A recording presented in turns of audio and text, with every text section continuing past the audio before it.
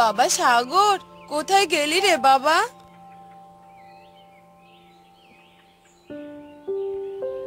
হ্যাঁ মা, বলো, ডাকছো কেন? তুই আজ স্কুলে গেলি না যে বাবা? না মা, আমার স্কুল যেতে ভালো লাগছে না। স্যার তো আমার কাছে বেতন পায় মা। স্কুলে গেলেই স্যার আমাকে অনেক কথা শোনায়। আমি যে কি করব কিছুই বুঝতে পারছি না বাবা। তোর বাবা মারা যাওয়ার পর পুরো সংসারটা যে আমাকেই চালাতে হচ্ছে। এদিকে আমি কোনো কাজও পাচ্ছি না। তাহলে কি করে স্কুলের বেতনটা পরিশোধ করব মা? তুই কোনো চিন্তা করিস না বাবা, আমি দেখছি কি করা যায়। আমি বরং আজকে মোড়লের বাড়িতে যাব, দেখি কোনো কাজের সন্ধান পাই কিনা। আচ্ছা মা, ঠিক আছে। এরপর মোহনা তার বাড়ির সকল কাজ করে নিল। আর বিকেল বেলা মোড়লের বাড়িতে গেল আর মোড়লকে ডাকতে লাগলো। মোড়ল মশাই, আপনি কি বাড়িতে আছেন?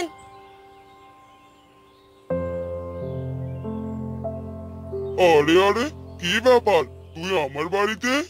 আপনি যদি আমায় একটু কাজ দিতেন তাহলে খুব ভালো হতো। খুব ভালো সময়ে তুই এসেছিস। আমার এখন একজন কাজের লোকের দরকার ছিল।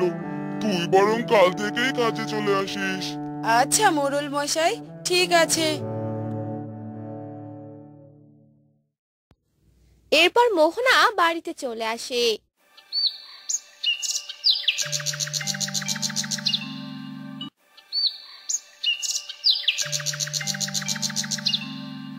পরদিন থেকে মোহনা মোড়লের বাড়িতে কাজ করে আর সে টাকা দিয়ে মোহনার ছেলে পড়াশোনা করত। একদিন সাগর স্কুলে যায়, তখনই কিছু ছেলে মেয়ে সাগরকে দেখে হাসতে লাগলো। এই দেখ, সাগর চলে এসেছে, এর মা আমাদের বাড়িতে কাজ করে। তাই নাকি রে? এ তাহলে কাজের ছেলে? হা হা হা হা। তারা সবাই হাস ও মা, কোথায় তুমি? কি রে বাবা, এভাবে ডাকছিস কেন? কি হয়েছে বল আমাকে। মা, তুমি কাল থেকে আর মোড়লের বাড়িতে কাজ করতে যাবে না। কেন বাবা, কি হয়েছে? কাজ করতে যাব না কেন? কাজ না করলে সংসার চলবে কি করে? না মা, তুমি মোড়লের বাড়িতে কাজ করতে গেলে মোড়লের মেয়ে আমাকে নিয়ে অনেক হাসাহাসি করে, অনেক মজা করে। আমার আর এসব ভালো লাগে না মা। আমরা গরিব মানুষ বাবা, অন্যের বাড়িতে কাজ করেই খেতে হবে। কারো কথা শুনতে হয় না বাবা। পিছনে মানুষ অনেক কথাই বলবে, এ নিয়ে মন খারাপ করবি না, বুঝলি? মন দিয়ে পড়াশোনা করবি শুধু। আচ্ছা মা, ঠিক আছে।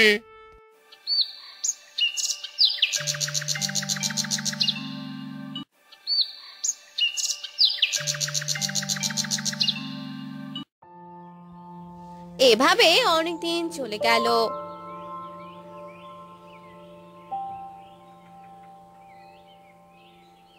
একদিন মোহনা মোড়লের বাড়ি থেকে বাসায় আসতে লাগলো।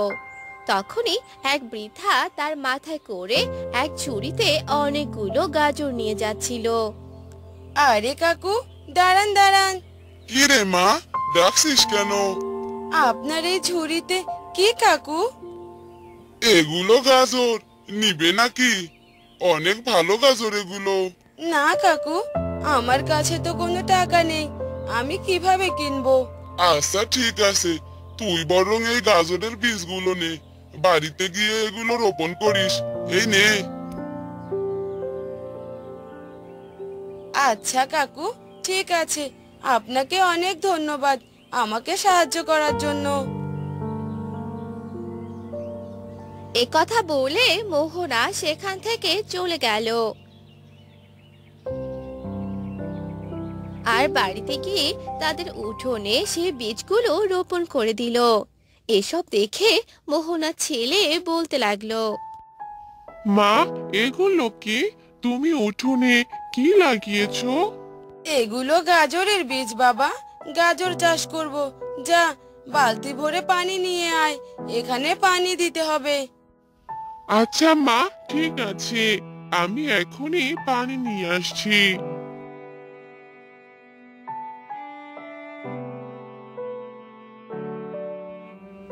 এই বলে সাগর এক বালতি পানি নিয়ে আসে আর সেখানে ছিটিয়ে দেয়।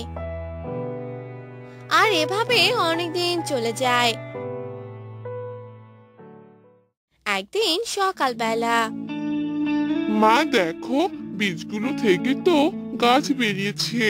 মনে হয় গাছও হয়েছে। হ্যাঁ রে বাবা, তাই তো দেখছি। গাজরগুলো বড় হলে ভালোই হবে। বিক্রি করলে ভালো টাকাই পাবো। হ্যাঁ মা, তুমি একদম ঠিক কথাই বলেছো। চলো, এবার পানি দেই গাছগুলোতে। এরপর তারা মা ছেলে গাছগুলোতে পানি দেয়। কয়েকদিন পর গাজরগুলো একদম বড় হয়ে যায়। আর মোহনা সেই গাজরগুলো উঠানোর সময় বলতে লাগলো, আরে বাবা, দেখ দেখ, এই গাজরগুলো তো লাল রঙের। লাল রঙের গাজর তো আমি কখনো দেখিনি। হ্যাঁ মা, আমিও তো এই প্রথমবারই গাজরগুলো দেখছি। খেয়ে দেখি তো কেমন লাগে। হ্যাঁ রে বাবা, খেয়ে দেখ তো ভালো লাগে কিনা।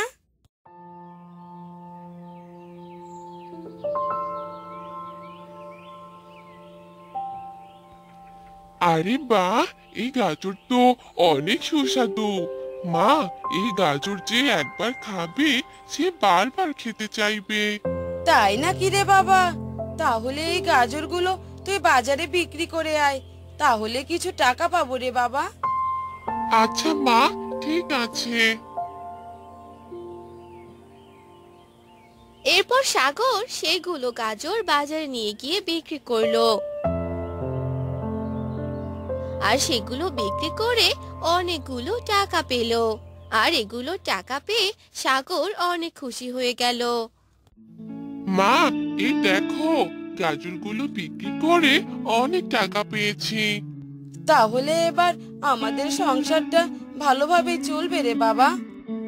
হ্যাঁ মা, তুমি একদম ঠিক কথাই বলেছো। এভাবে অনেকদিন চলে গেল। লাল গাজরের ব্যবসা করে আস্তে আস্তে তারা মা ছেলে বড়লোক হয়ে গেল। আর সাগর ভালোভাবে পড়াশোনা করতে লাগলো। আর একদিন সাগর বড় হয়ে পুলিশ অফিসার হলো। বাবা রে, আমি আজ অনেক খুশি। তুই যে আমার স্বপ্নটা পূরণ করলি। হ্যাঁ মা, তুমি পাশে ছিলে বলেই আমি আজ এ পর্যন্ত আসতে পেরেছি। এরপর থেকে তারা মা ছেলে অনেক সুখে শান্তিতে থাকতে লাগলো।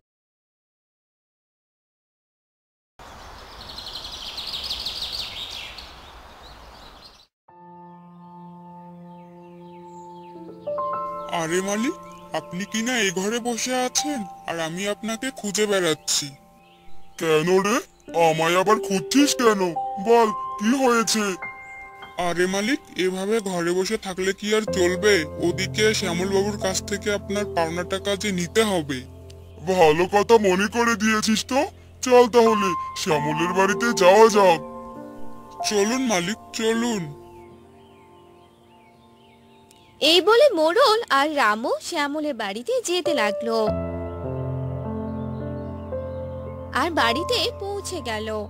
ও শ্যামল দাদা, শ্যামল দাদা, বাহিরে বেরিয়ে আসুন।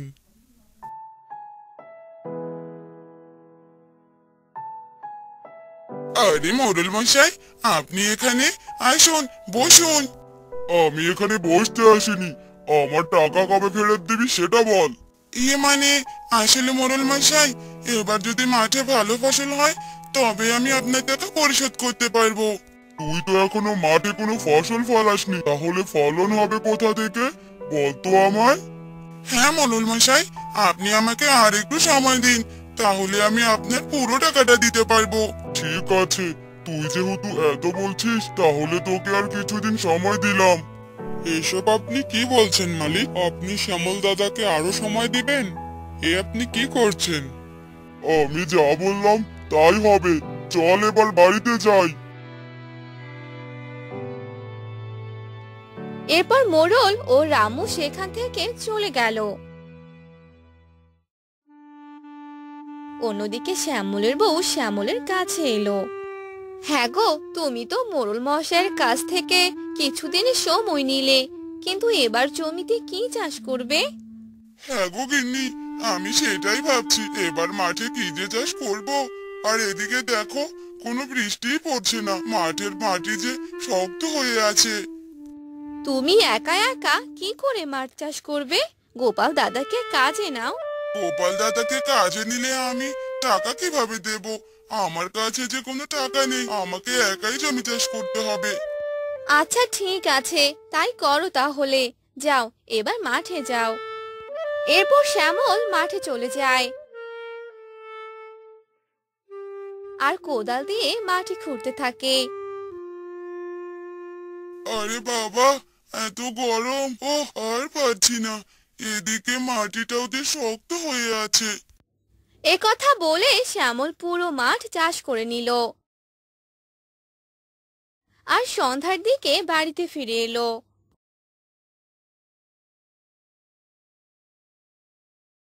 গিন্নি, আমায় এবার কিছু খেতে দাও তো, আগে একটু জল নিয়ে এসো।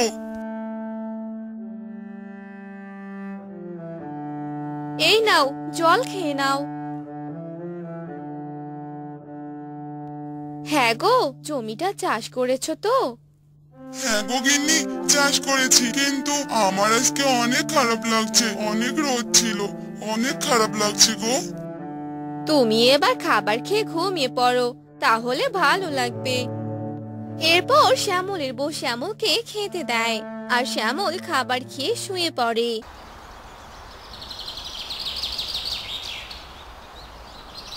কি গো, তাড়াতাড়ি খাবার খেয়ে মাঠে যাও, এখনো ঘুম থেকে উঠছো না যে?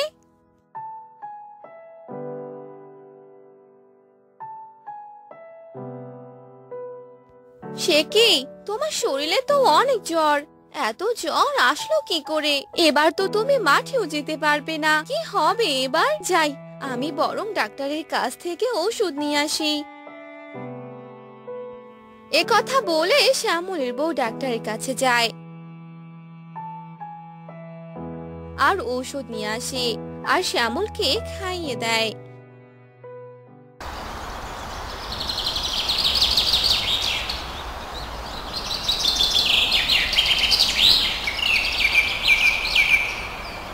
হ্যাঁ গো, তোমার কি হয়েছে? তুমি যে এখনো সুস্থ হলে না, মাঠেও যেতে পারছো না। আমার যে এখন খুব চিন্তা হচ্ছে। মোড়লের টাকা পরিশোধ করতে না পারলে তো উনি আমাদের এই গ্রাম থেকেই বের করে দিবে। তুমি এসব কিছু ভেবো না তো, সবকিছু ঠিক হয়ে যাবে। ভগবান যেন তাই করে।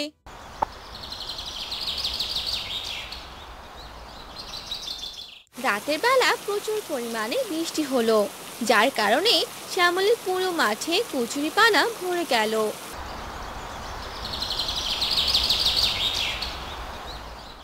পরদিন সকালবেলা শ্যামলের জমির পাশ দিয়ে যাচ্ছিল রমেশ।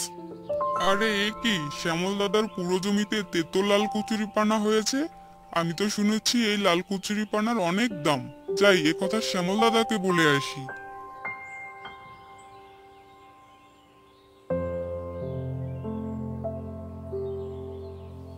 এরপর রমেশ হাঁটতে হাঁটতে শ্যামলের বাড়িতে এলো আর শ্যামলকে ডাকতে লাগলো। শ্যামল দাদা, ও শ্যামল দাদা, আরে কোথায় গেলে? তাড়াতাড়ি শুনে যাও, একটা সুখবর আছে।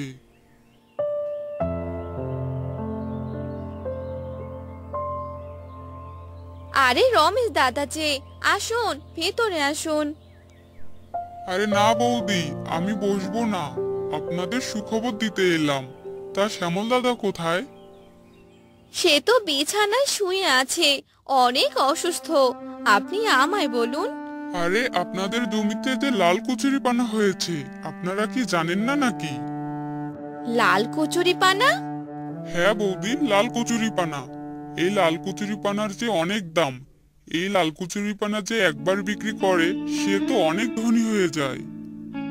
তাই নাকি? হ্যাঁ বৌদি, আমি তো আপনাদের মাঠের লাল কচুরিপানা দেখে তাড়াতাড়ি এখানে এলাম আপনাদের সুখবর জানাতে। খুবই ভালো করেছেন দাদা, আপনি আমাদের অনেক বড় উপকার করলেন। আমি এ কথা আপনার দাদাকে জানিয়ে দিব।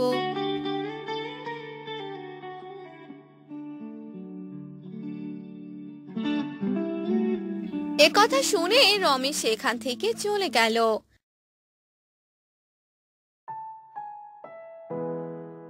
আর সেদিনই মোড়ল তার কর্মচারীকে সাথে নিয়ে শ্যামলের বাড়িতে এলো। কিরে শ্যামল, শ্যামল বাহিরে আয়।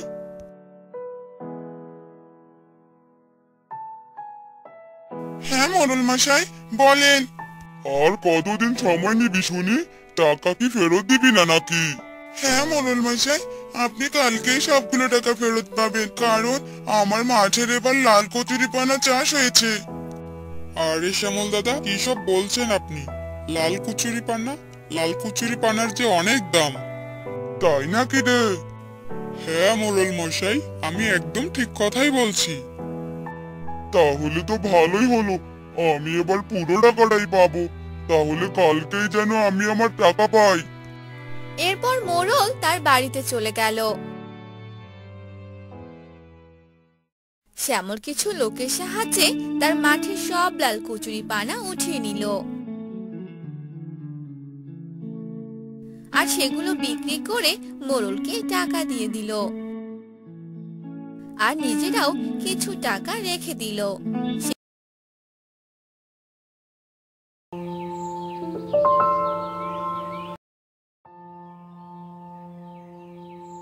লক্ষ্মী, এই লক্ষ্মী, কোথায় গেলি রে কপালপুরি? আমি ভাত বেড়ে তোর জন্য সারাদিন বসে থাকবো নাকি? কি হলো, এভাবে চিৎকার করছো কেন শুনি? তোমার এই মা মরা মেয়ে আমার জীবন শেষ করে দিচ্ছে। সারাদিন টোটো করে এই গাছ ওই গাছ, আজ আসুক বাড়ি। আহ গিন্নি, রাগ করছো কেন? এই বয়সে একটু আধটু না খেললে কবে খেলবে বলো তো? তুমি চুপ করো তো, আজ আসুক খালি বাড়ি। ওর একদিন কি আমার একদিন।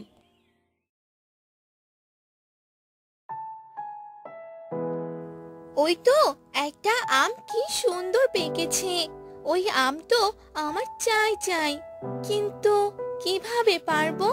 আমি যে গাছে উঠতে পারি না। যাই, একবার চেষ্টা করে দেখি। লক্ষ্মী যখনই সেই আম গাছে উঠতে ধরে তখনই সে পড়ে যায় মাটিতে আর সে জ্ঞান হারিয়ে ফেলে। দূর থেকে এসব দেখছিল একটি সাপ। লক্ষ্মী জ্ঞান হারানোর পর সাপটি লক্ষ্মীর কাছে আসে মুখে কিছু পানি নিয়ে, আর সে পানি লক্ষ্মীর চোখে মুখে ছিটিয়ে দেয়। মেয়েটির কিছু হয়ে গেল না তো? কি মিষ্টি দেখতে মেয়েটি।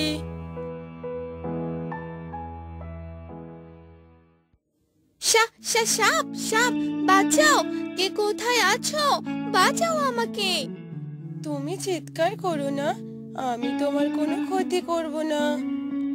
ও মা গো, এই সাপ দেখি কথা বলতে পারে। হ্যাঁ, আমি কথা বলতে পারি। আচ্ছা, এবার বলো তো, তুমি এই গাছে কেন উঠতে চেয়েছিলে? ওই যে দেখো, কি সুন্দর একটা পাকা আম, খেতে নিশ্চয়ই অনেক মজা হবে। ওই আমটি পাড়তে চেয়েছিলাম। আচ্ছা, এই ব্যাপার। তুমি এখানে বসো, আমি এক্ষুনি ওই আম পেড়ে আনছি।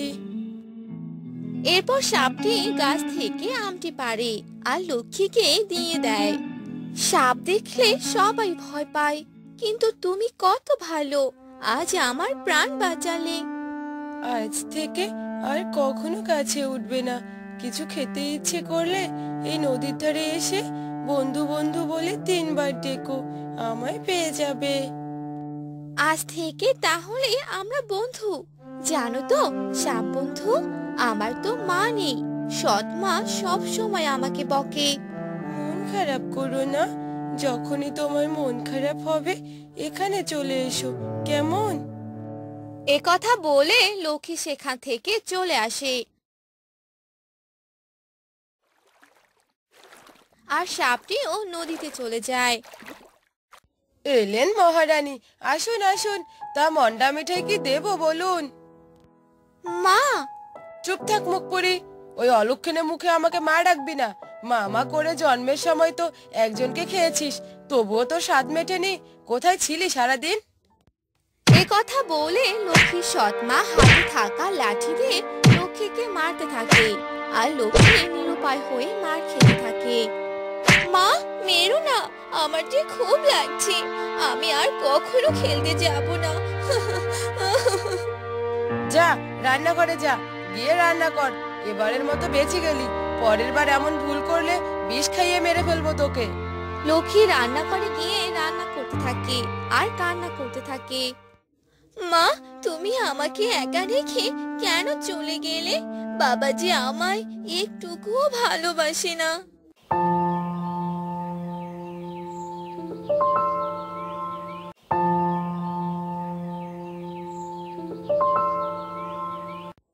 মা তো এখনো ওঠেনি। যাই, আমি বরং সাপ বন্ধুর জন্য একটু দুধ নিয়ে যাই। সাপ বন্ধু অনেক খুশি হবে। এরপর লক্ষ্মী ঘর থেকে এক বাটি দুধ নিয়ে সে নদীর ধারে যেতে থাকে, আর নদীর ধারে গিয়ে, সাপ বন্ধু, সাপ বন্ধু, ও সাপ বন্ধু, লক্ষ্মীর ডাকে সাপ নদী থেকে উঠে আসে। তুমি এসেছো বন্ধু? আমি তো ভেবেছিলাম আমাকে তুমি ভুলেই গেছো। তা কি করে হয় বলো? তুমি যে আমার প্রাণ বাঁচিয়েছো। সাপ বন্ধু, এই দেখো তোমার জন্য কি এনেছি। নাও, তাড়াতাড়ি এই দুধটুকু খেয়ে নাও দেখি।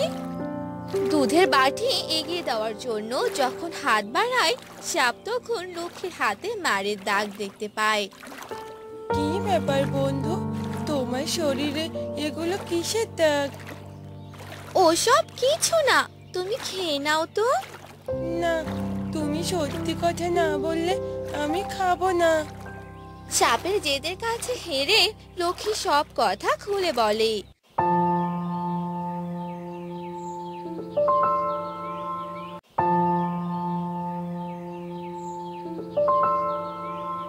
আর এভাবে কাটতে থাকে লক্ষ্মীর দিন। লক্ষ্মী রোজ তার সৎ মাকে লুকিয়ে বন্ধুর জন্য দুধ নিয়ে আসে। একদিন, ইস, আজ উঠতে দেরি হয়ে গেল। যাই, মা মনে হয় এখনো ঘুমোচ্ছে।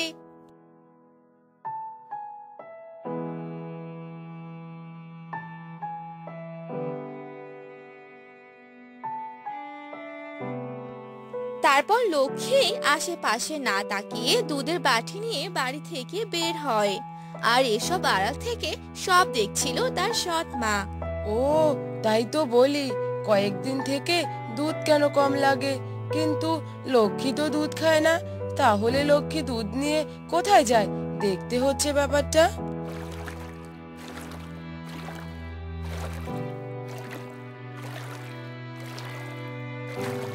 লক্ষ্মীর মা তখন লক্ষ্মীর পিছু নিতে থাকে, আর সে নদীর ধারে গিয়ে পৌঁছায়।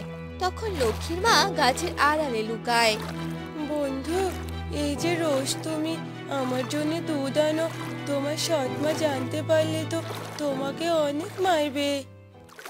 ওসব ভেবো না তো, মা তো এত সকালে কখনো ঘুম থেকে ওঠে না। নাও, তাড়াতাড়ি খেয়ে নাও। এ আমি কি দেখছি? নিজের চোখে যে বিশ্বাস করতে পারছি না।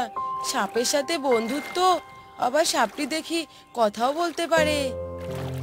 সাপ বন্ধু, তুমি এখন থাকো, আমি বাড়িতে যাই। তোমার সাথে কাল দেখা হবে। এরপর লক্ষ্মী বাড়ির পথে যেতে থাকে, আর লক্ষ্মীর মা লক্ষ্মীর আগে বাড়িতে চলে আসে। কিরে লক্ষ্মী, হাতে ওটা কিসের বাজি? আর এত সকালে তুই কোথায় গিয়েছিলি শুনি? মা, তোমার শরীর ঠিক আছে তো? এত সকালে উঠেছো? কথা না ঘুরিয়ে বল, এত সকালে কোথায় গিয়েছিলি? কোথাও না মা, এই তো ময়লা ফেলতে গিয়েছিলাম। বাহ বাহ, আজকাল মিথ্যা কথাও বলা শিখেছিস দেখছি। গিয়েছিলি তো ওই সাপের কাছে? হ্যাঁ রে, দুনিয়ায় কি মানুষের অভাব পড়লো নাকি? যে সাপের সাথে বন্ধুত্ব করতে গিয়েছিলি? মা, এসব তুমি কি বলছো? সব জানি আমি, সব দেখেছি। তোর বাবাকে বলে আজই তোর জন্য পাত্র দেখে তোকে এই বাড়ি থেকে তাড়াবো।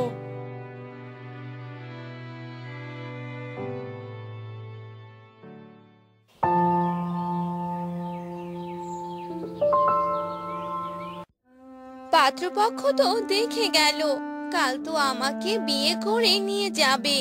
সাপ বন্ধুর সাথে তো আর কখনো দেখা হবে না।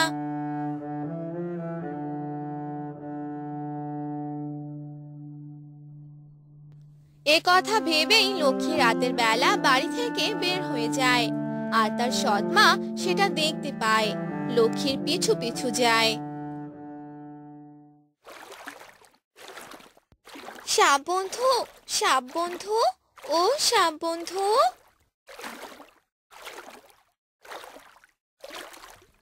কি বন্ধু, তুমি এত রাতে এখানে? লক্ষ্মী তখন তার সাপ বন্ধুকে সব কথা খুলে বলে, আর সব শুনে তার সাপ বন্ধু কান্না করতে থাকে। আমি তো তোমাকে খুব মিস করব বন্ধু, তুমি আমাকে রেখে যেও না।